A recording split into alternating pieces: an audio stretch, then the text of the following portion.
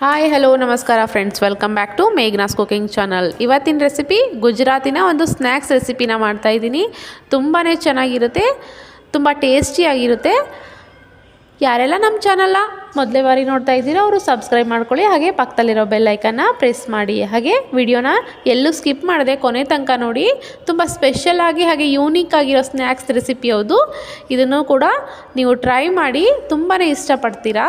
ಮಕ್ಕಳಂತೂ ತುಂಬಾ ಇಷ್ಟಪಟ್ಟು ತಿಂತಾರೆ, ಹೆಲ್ತಿನೂ ಕೂಡ ಹೌದು. ಹಾಗಿದ್ರೆ ಈ ಗುಜರಾತ್ ಸ್ನ್ಯಾಕ್ಸ್ ಹೇಗೆ ಮಾಡೋದು ಅಂತ ನೋಡ್ಕೊಂಬರೋಣ ಬನ್ನಿ. ಮೊದಲಿಗೆ ನಾನಿಲ್ಲಿ ಒಂದು ದೊಡ್ಡ ಬೌಲ್ನ ತೊಗೊಳ್ತಾ ಇದ್ದೀನಿ. ಅದು ತೊಗೊಂಡ್ಬಿಟ್ಟು ನಿಮ್ಗೆ ಯಾವ ಸೈಜಲ್ಲಿ ಬೇಕೋ ಆ ಸೈಜಲ್ಲಿ ಇರೋದೊಂದು ಬೌಲ್ನ ಸೆಲೆಕ್ಟ್ ಮಾಡ್ಕೊಳ್ಳಿ. ಆ ಬೌಲ್ ಅಳತೆಯಲ್ಲಿ 2 ಬೌಲಷ್ಟು ಹಸಿ ಕಡಲೆ ಹಿಟ್ಟು, ಅಂದರೆ ಬಜ್ಜಿ ಬೋಂಡಾಗೆಲ್ಲ ಯೂಸ್ ಮಾಡ್ತೀವಲ್ಲ ಆ ಕಡಲೆ ಹಿಟ್ಟನ್ನ ಹಾಕ್ಕೋಬೇಕು. 2 ಬೌಲ್ನಷ್ಟು. 1 ಬೌಲಷ್ಟು ಮೊಸರನ್ನ ಹಾಕಿಬಿಟ್ಟು, ಹಾಗೆ ಒಂದು 3 ಬೌಲಷ್ಟು ನೀರನ್ನ ಹಾಕ್ಕೊಂಡು ಅದಕ್ಕೆ ಅರ್ಧ ಟೇಬಲ್ ಸ್ಪೂನಷ್ಟು ಶುಂಠಿ ಬೆಳ್ಳುಳ್ಳಿ ಪೇಸ್ಟು, ಅರ್ಧ ಟೇಬಲ್ ಸ್ಪೂನಷ್ಟು ಅರಿಶಿನ ಪುಡಿ, ಹಾಗೆ ರುಚಿಗೆ ತಕ್ಕಷ್ಟು ಉಪ್ಪನ್ನ ಹಾಕ್ಕೊಂಬಿಟ್ಟು ಚೆನ್ನಾಗಿ ಮಿಕ್ಸ್ ಮಾಡಬೇಕು. ಯಾವುದೇ ರೀತಿ ಗಂಟಿರಬಾರ್ದು, ಆ ರೀತಿಯಾಗಿ ಚೆನ್ನಾಗಿ ಕಲಿಸ್ಕೋಬೇಕು. ಕಲಿಸ್ಕೊಂಡ ನಂತರ ಒಂದು ಬಾಣಲೆನ ಬಿಸಿಗಿಡ್ತಾ ಇದ್ದೀನಿ.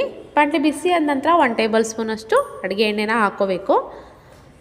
ಎಣ್ಣೆನೂ ಬಿಸಿ ಆದ ನಂತರ ಇಟ್ಕೊಂಡಿರೋ ಹಿಟ್ಟನ್ನು ಈ ಒಂದು ಜರಡಿ ತಗೊಂಡ್ಬಿಟ್ಟು ಅದಕ್ಕೆ ಚೆನ್ನಾಗಿ ಸೋಸ್ಕೋಬೇಕು. ಯಾಕಂದರೆ ಗಂಟೆಲ್ಲ ಇರಲೇಬಾರ್ದು. ಹಾಗಿದ್ದಾಗ ಮಾತ್ರ ತುಂಬಾ ಚೆನ್ನಾಗಿ ಬರುತ್ತೆ ಇದು, ಅದಕ್ಕಾಗಿ ಸೋಸ್ಕೋತಿರೋದು. ಇದನ್ನು ಕೈ ಬಿಡ್ದೇ ನಿಧಾನಕ್ಕೆ ಗ್ಯಾಸ್ನ ಮೀಡಿಯಮ್ ಲೋ ಫ್ಲೇಮಲ್ಲಿ ಇಟ್ಕೊಂಡು 3 ಇಂದ 4 ನಿಮಿಷದಷ್ಟು ಬೇಯಿಸ್ಕೋಬೇಕು. ಈ ರೀತಿ ಈ ಕನ್ಸಿಸ್ಟೆನ್ಸಿಲಿ ಬರಬೇಕು, ಅಲ್ಲಿ ತನಕ ಇದನ್ನು ಚೆನ್ನಾಗಿ ಬೇಯಿಸ್ಕೋಬೇಕು. ನಂತರ ಒಂದು ತಟ್ಟೆನ ತೊಗೊಂಬಿಟ್ಟು ತುಪ್ಪ ಅಥವಾ ಎಣ್ಣೆನ ಇದಕ್ಕೆ ಚೆನ್ನಾಗಿ ಸ್ಪ್ರೆಡ್ ಮಾಡಬೇಕು.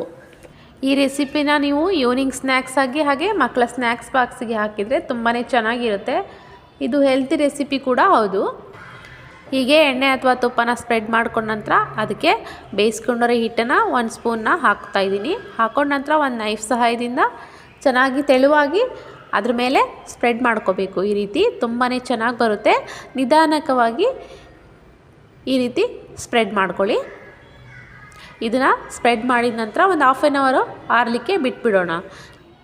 ನಂತರ ಅದಕ್ಕೆ ಮೇಲ್ಗಡೆಯಿಂದ ಸ್ವಲ್ಪ ಮಸಾಲೆ ಹಾಕಬೇಕು. ಆ ಮಸಾಲೆನ ರೆಡಿ ಮಾಡ್ಕೊಳ್ಳೋಣ.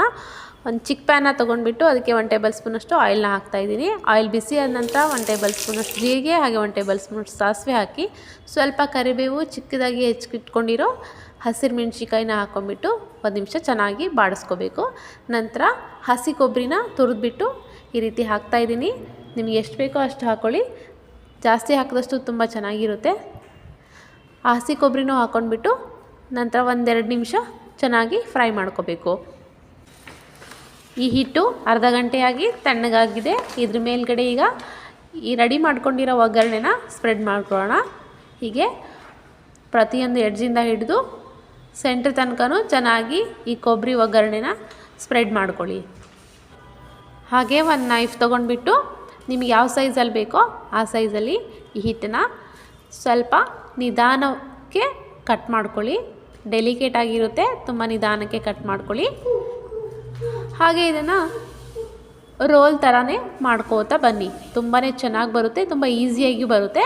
ಹಾಗೆ ನಿಧಾನಕ್ಕೆ ಸೂಕ್ಷ್ಮವಾಗಿ ಈ ರೀತಿ ಮಾಡ್ಕೊಳ್ಳಿ. ಸೂಪರಾಗಿ ಬರುತ್ತೆ ನೋಡಿ. ಹೀಗೆ ಕಾಣುತ್ತೆ ನಿಮಗೆ. ನೋಡೋಕ್ಕೆ ಇಷ್ಟು ಚೆನ್ನಾಗಿದೆ ಅಂದಮೇಲೆ ತಿನ್ನೋಕ್ಕಿಂತ ಎಷ್ಟು ಟೇಸ್ಟ್ ಇರಬೇಕಲ್ವಾ. ಪ್ರತಿಯೊಂದನ್ನು ಕೂಡ ಇದೇ ರೀತಿ ರೋಲ್ ಮಾಡಿ ಇಟ್ಕೊಳ್ಳಿ. ನಾನು ಸ್ವಲ್ಪ ಕ್ವಾಂಟಿಟಿಲಿ ಮಾಡ್ಕೊಂಡಿದ್ದೀನಿ. ನಿಮಗೆ ಜಾಸ್ತಿ ಬೇಕು ಅಂದರೆ ಇನ್ನೂ ಕೂಡ ಜಾಸ್ತಿ ಮಾಡ್ಕೋಬೋದು. ಹೀಗೆ ಪ್ರತಿಯೊಂದನ್ನು ಕೂಡ ರೋಲ್ ಮಾಡಿ ಒಂದು ಪ್ಲೇಟಲ್ಲಿ ಇಟ್ಕೊಂಡ್ಬಿಟ್ರೆ ಈ ಗುಜರಾತಿ ಸ್ಪೆಷಲ್ ಸ್ನ್ಯಾಕ್ಸ್ ರೆಡಿ ಆಗುತ್ತೆ. ನಿಮಗೂ ಈ ರೆಸಿಪಿ ಇಷ್ಟ ಆಗಿದೆ ಅನ್ಕೋತೀನಿ. ಇಷ್ಟವಾದರೆ ಲೈಕ್ ಮಾಡಿ, ಶೇರ್ ಮಾಡಿ, ಸಬ್ಸ್ಕ್ರೈಬ್ ಮಾಡಿ. ಹಾಗೆ ಪಕ್ಕದಲ್ಲಿರೋ ಬೆಲ್ ಐಕನ್ನ ಪ್ರೆಸ್ ಮಾಡಿ. ಸದಾ ನಮ್ಮ ಚಾನಲ್ನ ಹೀಗೆ ವಾಚ್ ಮಾಡ್ತಾಯಿರಿ.